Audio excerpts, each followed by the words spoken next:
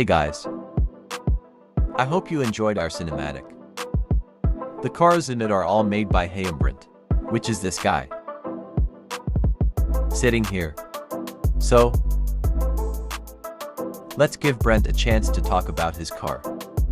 Hey, I'm Brent, and these are my 1-to-1 player scaled Mopars. These are cars all built to be the size of an average Roblox avatar, which is roughly 5 feet. Here's an example of the legacy wheel, which is the most common scale that cars are built in compared to the wheel sizes I've used for my 1-to-1 cars.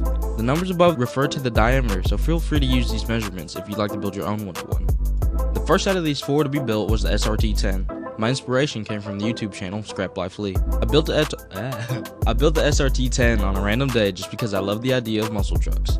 Currently, it's painted in blue that comes on later Ram RTs, but I originally wanted it to be factory SRT-10 silver bullet gray. I'd rate the accuracy of the SRT-10 at a 9.7 out of 10. The next to be built was the Challenger, which I built to resemble a demon. When I began building it, I first painted it Arctan red based off my IRL Challenger, but it later became solar yellow or Rumblebee yellow to match the Rumblebee aesthetic I had on the SRT-10. Now it's painted Smoke Show gray.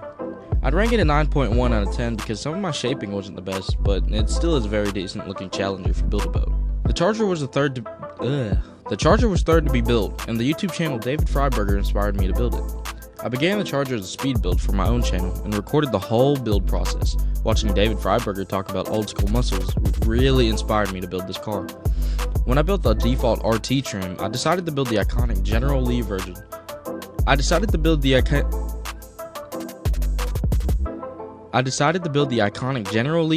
Which was really just a new paint job and a couple of decals.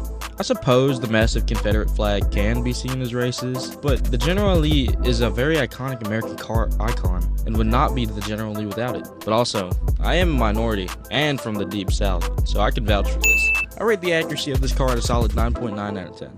There's only very little inaccuracies toward the real car. This is my favorite car to drive though, because the body roll, the wheelbase, it's just all so good, bro. I didn't like that. Lastly, in the fleet, there's the Viper.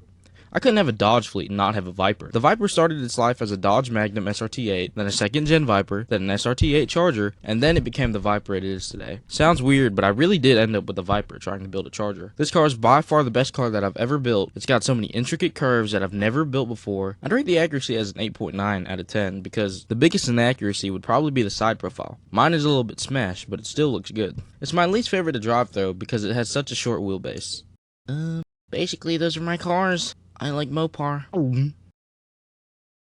Alright, thanks Brent. This guy talks a lot.